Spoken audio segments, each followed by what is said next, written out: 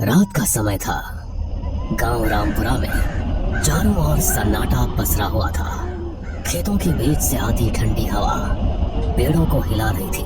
गांव के लोग जल्दी सो जाया करते थे, लेकिन उस रात कुछ अजीब था। गांव की औरतें अक्सर आपस में चर्चा करती थीं कि पिछले कुछ हफ्तों से गांव में अजीब घटनाएं हो रही है। कहते हैं किसी ने गांव में टोटका किया है। चौपाल पर गांव वाले बैठे थे। लालटेन की मध्यम रोशनी में सबकी आंखों में डर साफ दिख रहा था। भाई, ये सब साधारण बीमारी नहीं है। ये किसी का किया कराया है। कोई टोटका कर रहा है हमारे गांव में। हाँ, कल रात मैंने खुद देखा था। पीपल के पेड़ के नीचे कोई औरत काले कपड़ों में कुछ बिखेर रही थी। अरे ये तो बड़ा अशुभ है। टोटके का असर पूरे गांव पर पड़ेगा। देखो भाइयों, टोटका बहुत खतरनाक होता है।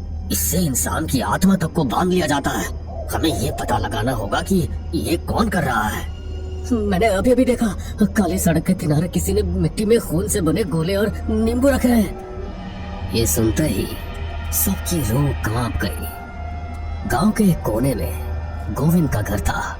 गोविंद की पत्नी रीना कई दिनों से बीमार पड़ी थी। सुनो जी, मुझे लगता है कोई मेरे गले को पकड़ लेता है। मैं चीख नहीं पाती। अरे ये कैसा वहम पाल लिया है तुमने? मैं तो पास ही लेटा रहता हूँ। नहीं जी, ये वहम नहीं है। कल रात मैंने साफ देखा, कोई परछाई मेरे सिरहाने खड़ी थी और उसके हाथ में खोपड़ी थी। अगले दिन सुबह गांव के तालाब के पास बच्चे खेलने गए तो उन्होंने देखा कि किनारे पर कई नींबू, कोयले की राख और लाल धागों में बंधी हड्डियां पड़ी थी। बच्चों ने शोर मचाया और गांव के लोग इकट्ठा हो गए।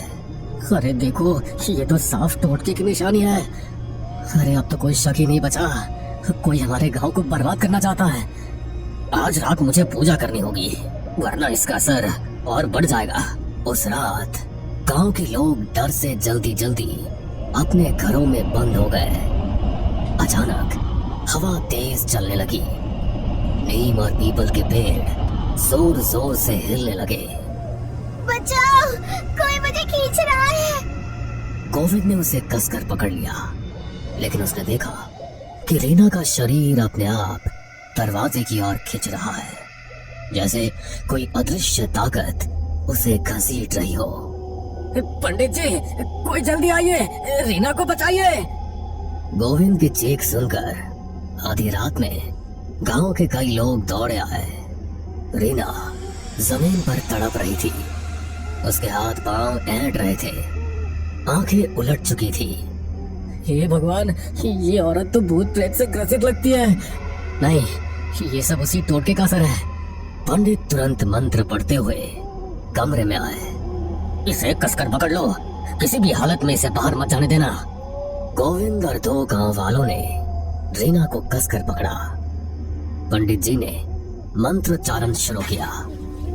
अचानक लालटेन की लौ जोर से कांपने लगी। छोड़ दो इसे, ये अब मेरी है, कोई नहीं बचा सकता इसे। इसी बीच गांव के चौकीदार ने बताया कि उसने कई बार रात को काली साड़ी पहने एक औरत को पीपल के पेड़ के नीचे देखा है। मैंने देखा, वो औरत राख और नींबू से गोला बनाती है और उसमें हड्डियां गाड़ देती है। लेकिन कौन हो सकती है वो? सुना है पास वाले गांव की जगनी चाची टूने टुटके कर दी है। कहीं वही तो नहीं? हो सकता है, लेकिन बिना सबूत किसी पर इल्जाम मत लगाओ। हमें खुद जाकर देखना होगा। उस रात पंडित जी, गोविंद, रामलाल और गफूर, चार लोग लालटेन लेकर पीपल के पेड़ की ओर निकले। हवा में अजीब सी गंध थी, जैसे किसी ने जानवर की बलि दी हो। पेड़ के नीचे पहुंचते ही सबके कदम रुक गए।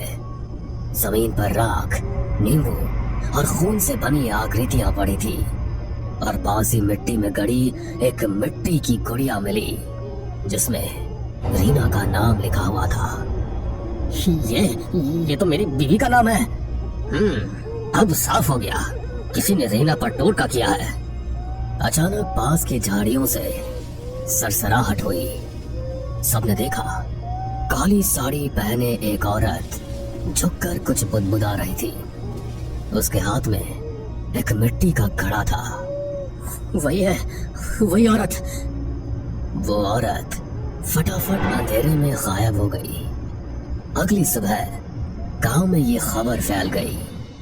ये टोटका अगर बढ़ गया तो पूरा गांव तबाह हो जाएगा। हमें उस औरत को पकड़ना होगा बेटा, लेकिन ये काम उतना आसान नहीं है। इधर रीना की हालत और बिगड़ गई। वो कई बार अपने आप घर से बाहर निकलने लगती, जैसे कोई अदृश्य ताकत उसे बुला रही हो। उस रात श्यामू ने बताया कि उसने तालाब किनारे उस औरत को देखा। उसकी हंसी सुनकर मेरी आत्मा कांप गई। वो बोली, रीना मेरी होगी, उसकी आत्मा मैं ले जाऊंगी। लोगों को अजीब परछाइयां दिखाई देने लगी थी। पंडित शंकर दयाल ने चौपाल पर सबको इकट्ठा करके कहा, सब लोग मेरी बात ध्यान से सुनो। इस गांव पर काले जादू का साया है। पर पंडित जी, हमें क्या करना होगा? हमें उस औरत को पकड़ना होगा जो टोटका कर रही है। लेकिन याद रखना, उसकी नजर से मिलते ही आदमी पागल भी हो सकता है। इधर रीना की हालत बहुत खराब हो गई। उसका शरीर दिन ब दिन कमजोर होता जा रहा था। उसके चेहरे पर अजीब किस्म के निशान उभरने लगे। कभी वो पागलों की तरह हंसती तो कभी जोर जोर से रोती। तुम सब नहीं बचा पाओगे मुझे, मैं तो उसी की हूँ, वो मुझे बुला रही है। गोविंद डर कर पीछे हट गया। हे भगवान, मेरी बीवी को बचा लो। उस रात चौकीदार ने फिर काली साड़ी वाली औरत को देखा। उसने तुरंत गांव वालों को खबर दी। पंडित जी, गोविंद, गफूर और रामलाल लालटेन लेकर उस ओर भागे। तालाब के किनारे चांदनी रात में वो औरत खड़ी थी। उसके हाथ में मिट्टी का घड़ा। वो अजीब मंत्र पढ़ रही थी। अरे पापेन, ये क्या कर रही है तू? औरत ने धीरे धीरे मुड़कर उनकी ओर देखा। उसकी आंखें लाल थी। उसके होठों से खून टपक रहा था। आ गए तुम सब। जिसे बचाना चाहते हो उसे तो मैं पहले ही बांध चुकी हूँ। अब कोई नहीं छुड़ा सकता। तू कौन है? तुम्हारी रीना, उसकी किस्मत मैंने लिख दी है। उसके जीवन की डोर अब मेरे हाथ में है। अपना नाम बता, वरना अग्नि देवता की सौगंध खाकर कहता हूँ तुझे मैं यहीं जलाकर भस्म कर दूंगा। मेरा नाम जगनी है। हाँ, वही जगनी जिसका तुम सबने तिरस्कार किया था। ये तो वही है। हाँ, तुम सबने मुझे अपशकुनी कहकर निकाल दिया, मेरे बच्चों को भूख से मरने दिया। अब मैं एक एक से बदला लूंगी। और रीना, वो मेरे टोटके की पहली शिकार है। जगनी ने अचानक अपने घड़े से काला तरल जमीन पर फेंका। अचानक हवा तेज हो गई। काले धुएं से चारों तरफ अंधेरा छा गया। उसी वक्त रीना अचानक अपने घर से निकलकर भागती हुई वहां पहुंच गई। उसकी आंखें सफेद थी, चेहरा काला पड़ चुका था। माँ, मैं आ गई। रीना, ये तो क्या कह रही है? देखा, अब ये मेरी बेटी है। इसकी आत्मा मैंने अपने काले मंत्र से बांध ली है। पंडित जी, मेरी रीना को बचा लीजिए। आज ये निर्णायक रात है। या तो टोटका टूटेगा या फिर ये औरत रीना की आत्मा को लेकर चली जाएगी। रीना पागलों की तरह जगनी की ओर बढ़ रही थी। अरे दुष्टा, तेरे सारे टोटके मेरी मंत्र शक्ति के सामने टिक नहीं पाएंगे। उन्होंने हाथ में गंगा जल की शीशी उठाई और चारों ओर छिड़कने लगे। तू मुझे नहीं रोक पाएगा। जगनी ने अपना खून जमीन पर टपकाया। उसी पल काले धुएं से 3 काले साए निकलकर वहां घूमने लगे। उनकी आंखें अंगारों जैसी लाल थी। ये तो प्रेत है। पंडित जी, हमें बचाइए। मैं अब इंसान नहीं, मैं अब उसकी हूँ। रीना, रीना होश में आओ, मैं तुम्हारा पति हूँ। रीना ने अचानक उसे जमीन पर गिरा दिया। पंडित जी, बचाइए। पंडित जी ने तुरंत अपने आसन पर बैठकर मंत्र का जाप शुरू कर दिया। जगनी चीखते हुए जमीन पर गिरने लगी। रुको, ये मंत्र मेरी आत्मा को जला देंगे। तूने निर्दोष आत्माओं को बांधा है, आज तेरी शक्ति यही खत्म होगी। उन्होंने गंगा जल रीना पर छिड़का।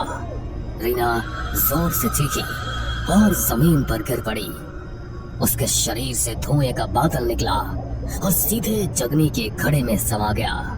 जगनी ने घड़े को पकड़ने की कोशिश की, लेकिन घड़ा अचानक फट गया और उसमें से आग की लपटें निकल पड़ी।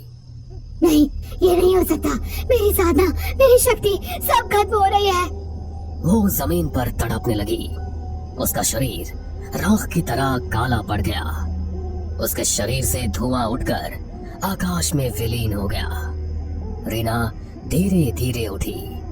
उसकी सांसें सामान्य हो चुकी थी। गोविंद, क्या हुआ था मुझे? अब सब ठीक है रीना, वो दुष्टा औरत चली गई। हाँ, लेकिन याद रखो, ऐसे टोटके का असर जल्दी खत्म नहीं होता।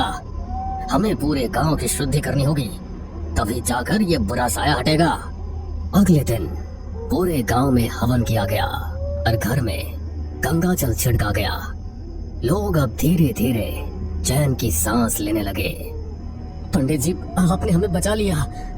बेटा देखो, बचाने वाला तो भगवान है, इंसान तो सिर्फ माध्यम होता है। रात गहरी होते ही पीपल के पेड़ के पास अब भी अजीब आवाजें आती है। शायद जगने की आत्मा अभी भी चैन से सो नहीं पाई।